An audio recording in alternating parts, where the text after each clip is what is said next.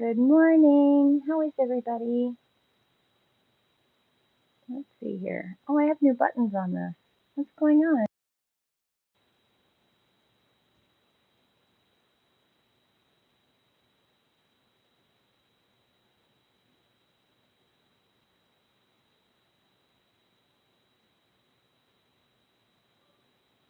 Huh.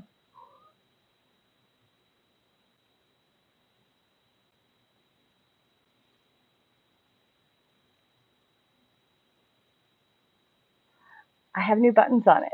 I'm excited.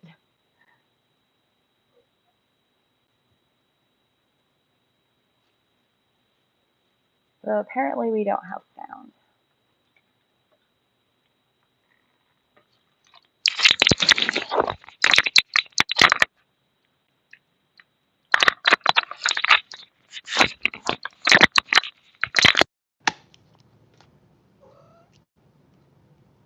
Do we have sound?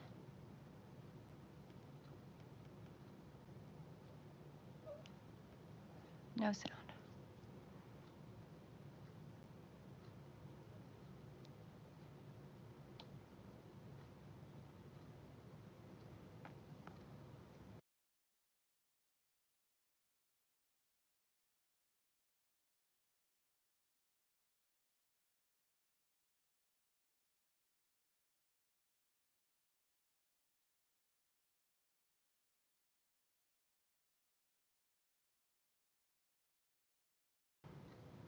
Do I have sound now?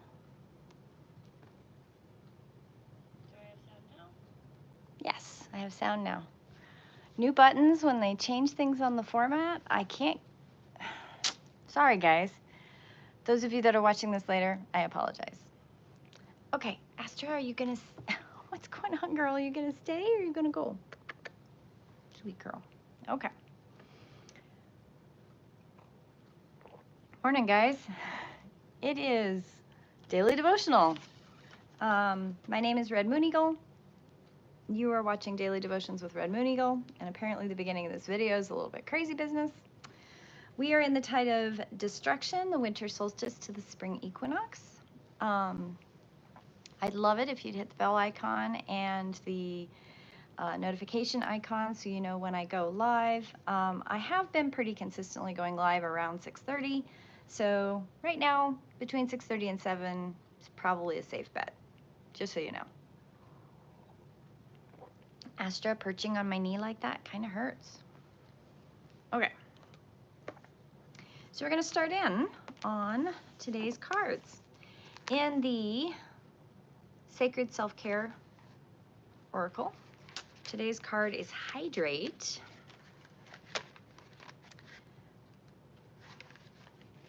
I am made of water and in touch with the tides of life. Water is life. It's a resource we need to greet with deep reverence and respect. On this blue planet, water is in abundance. However, clean, fresh drinking water can be challenging. Journal prompt. Are you happy with your water source? If not, how do you upgrade your water supply? I have a pet peeve about elitist water, and I'm going to get to that in a minute. I do. I have a horrible pet peeve with it. Okay, Vulture is our bird. Vulture is guardian and purifier, essential for rebalance. The vulture is perhaps the most misunderstood creature of all. This intriguing bird balances our ecosystem and prevents the spread of disease. It does the dirty work that no one wants to do and cleans up our messes. The vulture appears when there's a situation that needs to be purified or brought back into balance. Remember, the vulture is greatly undervalued. What you thought was a mistake or a tragedy is a blessing in disguise. When in balance, pure clarifies and reveals wisdom. When out of balance, dramatic and aggressive. To bring into balance, clean space, sage.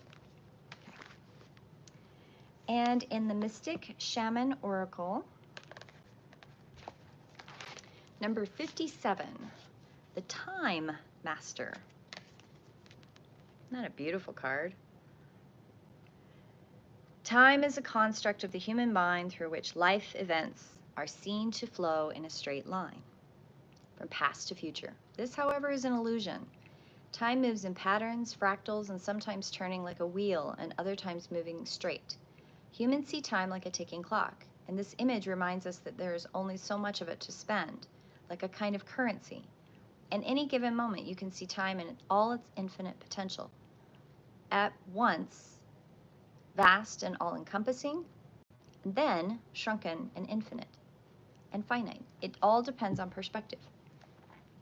The invitation of this card: when the Time Master visits you, he is asking the most important question.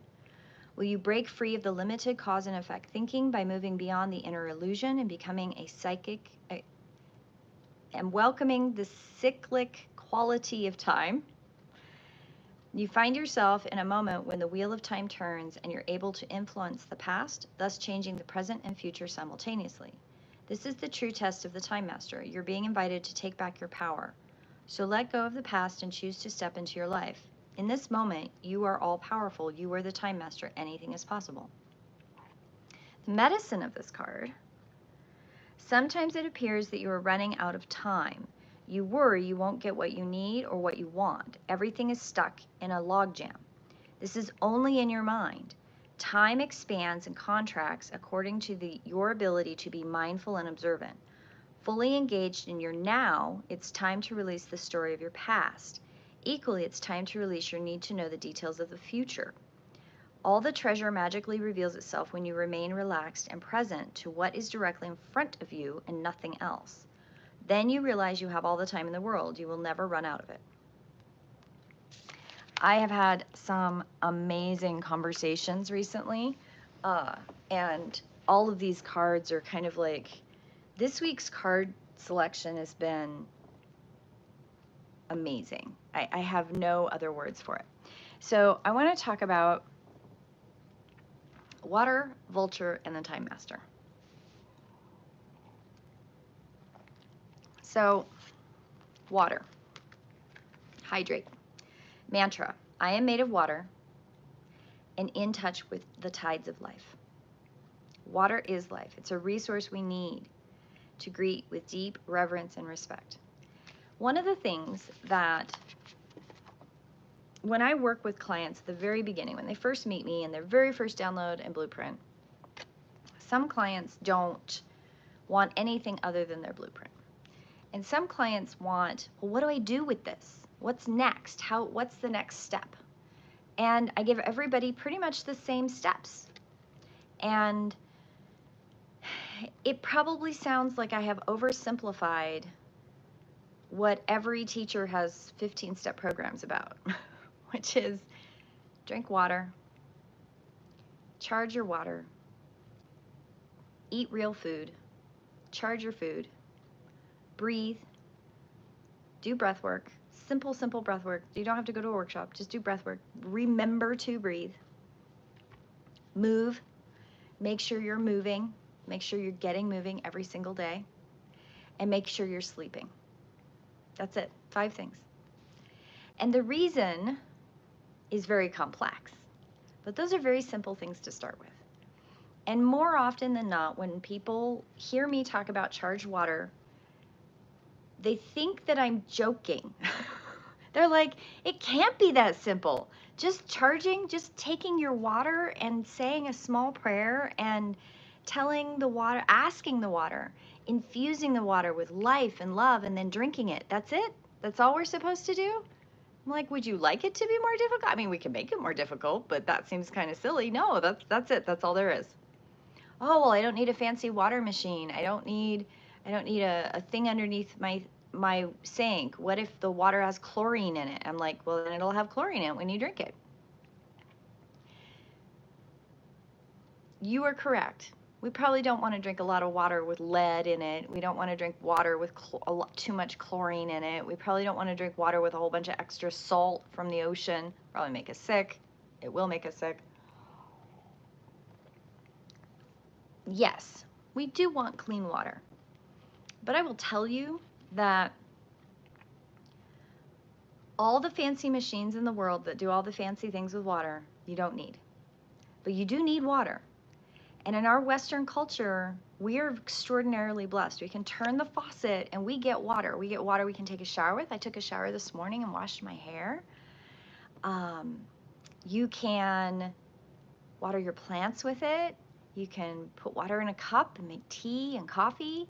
And it's not really that big of a conscious effort. I do know people that live in the Bozeman Valley and they have well water that's bad and they have to go buy their water. They have to go buy jugs of water. And when they shower, they do get, they have bacteria and stuff, but they're still able to shower. They're still able to clean themselves, but they just can't drink their water. And there are people in the world that they have to fill a bucket and walk 2 miles to go home to fill their kettle at home, and they have to boil their water for 30 minutes to get all the icky stuff out of it so they can drink it. So most of you that are going to watch this are from the Western world, and we have access, most of us have access to clean water. So please don't make water an elitist thing. We all have the right to water, just like we all have the right to breathe air. And I am extraordinarily adamant about that. So if you are somebody who has gone to the elitist edge of water, congratulations. I don't want to shame you, but I do want you to be cognizant and aware that water is a right that we all have. And the more people swing in the elitist direction, the more that water becomes this conversation that is strident and not about our basic rights. And I get really angry about it, just so you know. So water. Then we have Vulture. Now, I love Vulture. I love Vulture. I love vultures. Vultures are not seen nearly as much in North America as they used to be in generations past. I've had the blessing to talk with some older people that remember a time where you saw vultures more, and we don't see them as much here. And it's because we've killed them all off. And that's a sad thing. We see more crows, we see more ravens, and we don't see as many vultures. And vultures are, yes, Astra, I'm over here. Vultures clean up the dirty work. They appear when there's a situation that needs to be purified and brought back into balance. And I saw Vulture card come up with water, and I was like, we're going to talk about this, and we're going to talk about it, and we're going to call you out on it. We're going to call all of us out on it and whatever we've done with water, because we have to clean up the mess energetically of this elitist water problem. I remember when bottled water was this weird thing, because everywhere you went there were water fountains. Now I understand the bacteria grow in water fountains, and people have, you know, gotten colds and stuff by sharing water fountains, but you could go to Walmart and fill up your cup, fill up a thermos and have water. Like everywhere you went, water was free. And now water has a $2, a $5, $7, and $8 price tag. And water is so important, we have made it a paid commodity of elitism. And we have made it out of the realm of reasonable by an absolute extreme in our society. And we have to fix this. One of my pet peeves is I go to historical reenactment events, and people buy cases and cases of water because everybody's supposed to have water and be hydrated. And we have people who fight in heavy armor and they get dehydrated in the summertime. It's a problem. And we used to have people who would walk around and they would be water bearers, right? So they would carry containers with straws in them that would go through the helm, and it was like a cool privilege to get the young people involved where they could make sure everybody's hydrated. And they quit doing that because bacteria, sharing, straws, all that. I totally get why we don't do that anymore in the organization I belong to. I am not opposed to that. But what I am opposed to is buying cases and cases of plastic bottles that sit in the hot sun, and the plastic chemicals are leaching into the water, and then people are getting all these chemicals into their water. Whatever happened to the big water buffalo that people can go and just fill up their containers of water? Why aren't we doing that? Why aren't we making water available to everyone?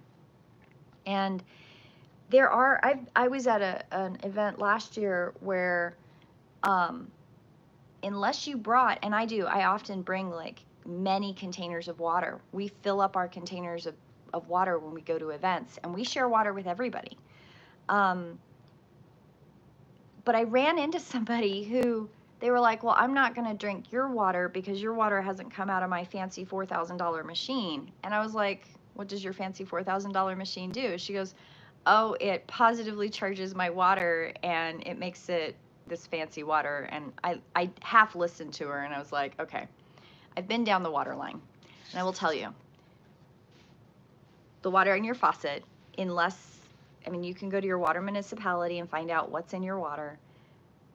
But it made me really angry because she was dehydrated. She was starting to get hot, like her skin was red. She was clearly not hydrated, and she had not planned enough to bring enough of her fancy water with her. But she was refusing the water that several people had offered her because it wasn't good enough. She was making herself deathly ill, heat exhaustion, by not drinking all the water. There were 5 or 6 people around us that had water that wanted to share it with her. And she didn't want to take it because she was in this trap of this elitist, albiest fear place that if you're not drinking these fancy water things, then water's harmful. Yeah, I'm not going to go out into a stream in the mountain and suck from a straw in a stream because I don't really want some of the bacteria that grow in those streams to grow in my body and make me sick. I kind of really don't want that. But we have spent millions and millions of dollars in our culture to have fresh drinking water available out of the tap. And I know people who don't have fresh drinking water and they have to go buy their water. And it's really a beautiful blessing that the people that I know that are doing that, they're not having to spend an entire paycheck to buy fresh water because they can buy the 5-gallon fairly cheaply. Because water, it's really them going in, they're really paying for the container and they're paying for the filter system in the machine. Like, there are companies that are doing this equitably. But water and Vulture with hydration is a reminder, let's clean up this water business because it's not equitable. It's not equitable and it's not real. And you might throw me under the bus and say, well, charging your water isn't real either. And I went, okay, I will say that if you don't want to charge your water, that's okay. If you don't believe in that, that's okay. But don't make water an elitism. Don't make water this elite thing that excludes people and makes it a money-making business. As is, your tax dollars pay every year your house taxes, your rent that goes to your landlord, they pay taxes on it. We're all paying taxes on every city we live in the United States has a water municipality, and you pay for water that comes into your house. So we're already making water a payment process. And adding on top of that additional elitist perspective of, well, that water is not alkaline enough or acidic enough or charged enough or hydrated enough, or I don't even understand when people say their water isn't hydrating. I don't even understand that. So science people, let's go back to basic science. And if you really want to buy an extra filter, go buy a Brita filter off the counter. And those filters are like $2 or $3 a piece. I actually looked it up. There was somebody, this is probably about 5 or 6 years ago. There was a very, very specific person I'm thinking of that tried to sell me a water thing. Not recently. This is a long time ago. And I looked up the cost of the filters, and the filters were like $200-something. And I went down to the water place that was in Bozeman. I think it's moved now. And I asked them, I was like, hey, can you tell me about this filter? They were like, oh yeah, here, it's like $5 on my shelf. Really, really made me angry. So there's that. Now, what does the Time Master have to do with this? Because Time Master, I've gone off on a rant about water, and Vulture about cleaning it up, trusting the transformation process of Vulture, the cleaning it up, making it better. I love how in the book it talks about sage being one of the things that you can do to cleanse out your space, smudging. Those are all very important things. Time Master, time is a construct of the human mind through which life events are seen to flow in a straight line from past to future. This, however, is an illusion. Time moves in patterns, fractals, sometimes turning on the wheel and sometimes straight as an arrow. When Time Master visits you, the most important question is, will you break free from the limited cause and effect thinking by moving beyond the linear illusion and welcoming the cyclic quality of time? This goes with water because so many times, I love that word, so many times time is seen in this straight line. I've had clients who, they're like, I want to know what the thing to do is in what order. What is the order we're going to do the thing? And I can always tell clients that are not going to do very well with my teaching, because time and I have this ongoing thing. And I have learned through time, through my own experiences in this life, and the outcomes that are not ever in a straight line, is that we have to honor our relationship to what time is perceived at in this world.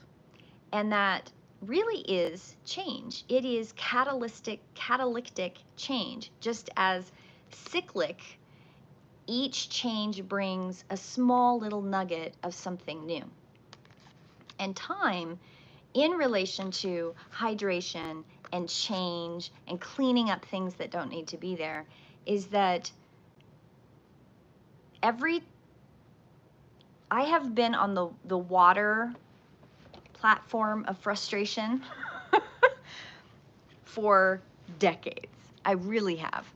It is one of those things that when I was young, and I lived with my grandmother, not my great-grandma, I lived with my grandmother in Kansas for about a year. And I went back a couple times. I was always in and out of her house. And one of the things that she reinforced was how important water is. And one of the things that she always reinforced was the power of how water has memory. And we did different experiments, and I've done these experiments with students before, you know, like, we're going to drink water that's not charged, and we're going to drink water that is charged, and does it taste different? Does it feel different? Where does it go? And what is your response when you're paying attention to those things? So, for example, my morning tea, my first tea of the day, is the tea that I take time with. I charge the water that goes in the pot. I make sure that the tea that goes in the container, I bless that, I charge that tea. And when it comes out and I put cream in it and I put a little bit of my protein in it, sometimes I don't put protein in it, kind of depends on what I'm going for, but I charge the beverage. So I've charged all the ingredients and I've blessed them and I've said thank you. Thank you for who harvested you. Thank you for the water that's in my tap, that all I have to do is pour it into the pot and heat it up and boil it.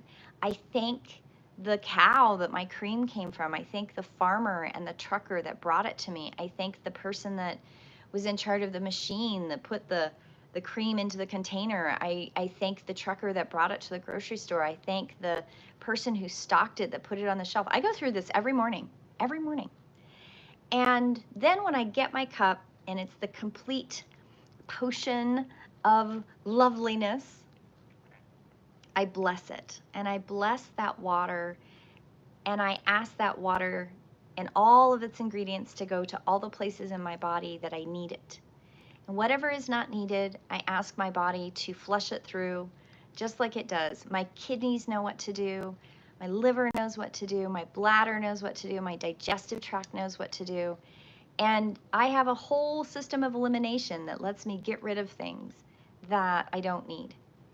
And I ask the water, as the carrier, the basic carrier of these ingredients that I'm putting into my body, I ask the carrier that, you know, whatever isn't meant for me, let it just filter through. Just let my filter system do its job.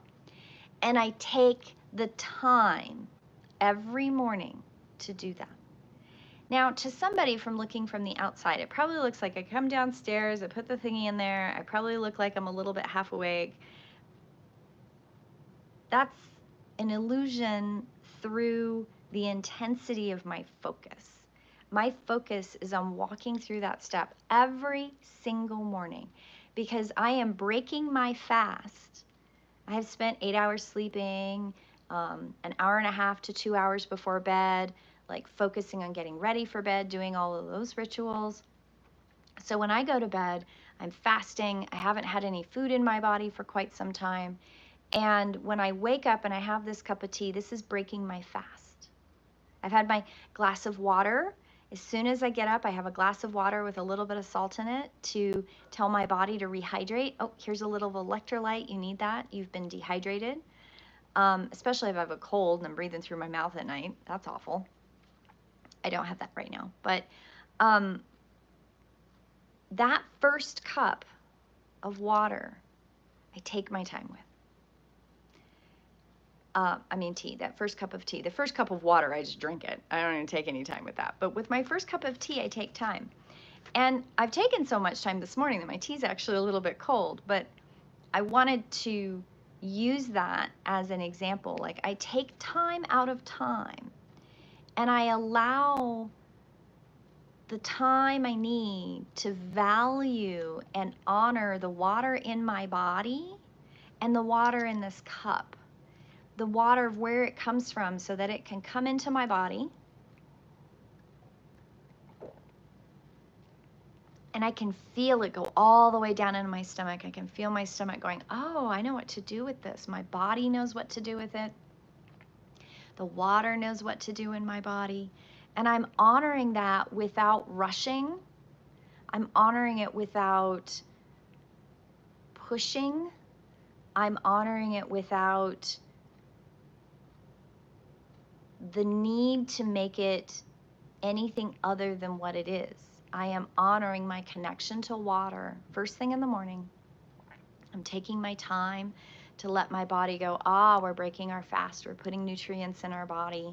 Bring a little caffeine, a little protein, a little bit of fats with the cream, and we're hydrating at the same time. And once I've had my first cup of tea is usually when I go find something to eat. And I bless my food and I honor the water in my food. Food has a lot of water in it. You know, I think we forget because of the trauma of generations of religious persecution and oppression in many families anyway. There's a lot of people that have a lot of really bad taste in their mouth with religion, and I totally understand that. But there's something that's been reinforced with many religions around the world. Organized religion, I think is what I should say, that cult-like organized religion thing. The one thing they have picked up and maintained through all of their different reiterations is prayer with food. And prayer with food is the act of charging your food. You give thanks to where the food came from, the land to which it came from, the creator that brought us the sun to create the opportunity for the food to grow, the water, back to water that went into the nourishment of the plant for it to grow. So that the trucker, the producer, whoever brought us that food, and then whoever prepared it in the kitchen brought it to your table so that you can give thanks and say, thank you for this. Thank you for the nourishment into my body. And we forget about prayer with food. I don't think it needs to be this big, like, religious organizational thing. I think your charging your water and charging your food is prayer. And taking your time to, there we go. Taking your time to do that is where we miss things. We miss the time value of taking time to drink your water with intention, taking time to eat your food with intention, I find myself when I'm in a hurry too, like I'm just shoving food in my mouth and I'm not even thinking about what's going in. I've done my blessing, I've done my prayer, and then I just shove it in my mouth. And I will tell you that I can always tell the difference when I do that versus when I take my time and I take a bite and I chew it and I'm thinking, thank you. This is going to go into my body exactly where it needs. When I take the time to do that, my taste buds come alive. I can taste the flavors and the nuances in the ingredients of what I put together to make that thing. And the outcome of how I feel on the other end is so much better. You know, when you eat, your heart rate goes up, your blood pressure goes up, you have a physiological response of stress when you eat food because your body has to work to digest that. Your salivary glands, your digestive tract produces enzymes so you can digest your food. Your gallbladder produces bile. You know, all these things are working in your body, and your body is this magnificent machine. And when you take time to eat, you take time to bless your food, it goes from an activity of I am doing this thing because my body needs these things so I can just keep doing what I'm doing, and it becomes a connective, outside of time process that you can flow with the cyclical value of being present in that moment and get all of the things you need out of the water and the food in that experience. So we need to clean it up. We need to apply more vulture energy to these activities that we're doing, and we're shoving more and more things into time and wondering why we have more than we can do in a day. It's a big deal, and it's important. And it's important that we take that time to honor our bodies and honor our connection to earth and to water and the nutrients and the plants that we have around us. We mindlessly do a lot of things in our modern culture, and I used to be that person. I mean, I remember sitting and going with my friends going, yeah, I just don't have enough time to do these things. And I remember trying very hard to disregard the things that I knew I was supposed to be doing and trying to do it the way everybody else did it. Oh, I've totally done that. Absolutely. And I paid for it. My body let me know over time, hey, you're not honoring me. Hey, you're not taking care of me. Hey, you're not doing the things you're supposed to. And so the universe, through time and through repetition and the cycles of renewing that have to happen, said, hey, Red, you got to get this done. You got to bring this forward. And so I get quite passionate about water. I get quite passionate about charging water and charging food and exiting from that elitist protocol. Because all of us deserve food that is food, not food-like substance. All of us deserve water that is not contaminated or costs $8 for a bottle. We all deserve that. And our ancestors knew that. If you think of how our municipalities are set up, where we have centralized water systems and centralized sewer systems, all of that came from people who were passionate about the abundance of our world is so much that there are things that every single person deserves to have. They spent millennia trying to find ways to bring fresh water and sewer systems and clean cities and clean systems. And we have taken that for granted and made an extra level of elitism. Somebody in some company chair somewhere along the way said, hey, I bet you I could charge $5 a bottle of water. I'm going to make some money. It's broken, guys. It's broken. And we all have to stand up and say something about it. And we can't let the person that gets trapped in this idea that they have to drink a certain kind of water to be healthy.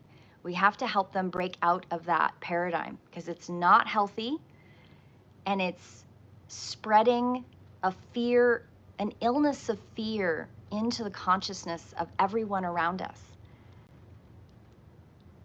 And we all have to stand together with that. Back to, I've said this in many of my daily devotions. Hey, we have to stick together with this. This is not a separation of community. This is a coherence, coming into coherence with each other and protecting each other from this fear paradigm that doesn't belong. There's enough stuff to work on with shadow. You don't need to borrow more. Okay, that's a heavy end of the week daily devotional. I encourage you to go drink some water, charge your water, eat good food, take your time, honor your body, and throw the fear out. Accept the change. Clear out the stuff that doesn't belong. Because it's just extra. It's just extra. Eat real food. Drink real water. Honor yourself. Honor your connection to Earth. Mother Earth holding humanity. She holds us. She gives us all the things we need. We just have to honor it. And we have to take our time to do so. Have a blessed day. Have a beautiful weekend. And I will see you next time. Blessed be.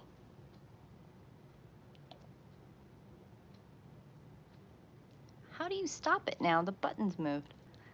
Oh my goodness.